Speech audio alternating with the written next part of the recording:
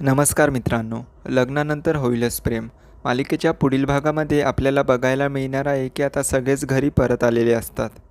तर आता मानिनी आई नंदिनीवर चांगलीच रागावून म्हणते की तुला किती वेळा सांगितलं होतं की जीवाला आगीपासून लांब राहू दे. तर नंदिनी म्हणते की अहो मी त्यांच्यावरच लक्ष ठेवून होते, पण हे सगळं काही एवढं लवकर घडलं ना, मला काही करायला मिळालंच नाही.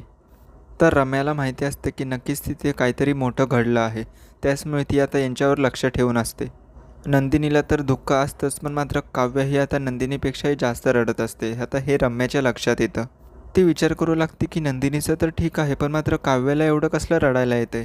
त्याचमुळे ती आता तिच्या रूममध्ये जाऊन विचारू लागते.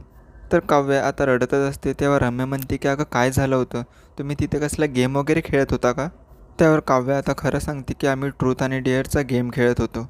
तर रम्या म्हणते की तूच तर नाही ना असं कुठलं डेअर जीवाला करायला सांगितलं, त्याचमुळे त्याने स्वतःला जाळून घेतलं. तर आता काव्य घाबरते, कारण तिला माहिती असतं की जीवाने तिच्यामुळेच हे सगळं करून घेतलंय. तर आता रम्या उगाच नको ते प्रश्न विचारत फार्म हाऊसवर काय घडलं हे सगळं काही काव्याकडून वदवून घेत असते.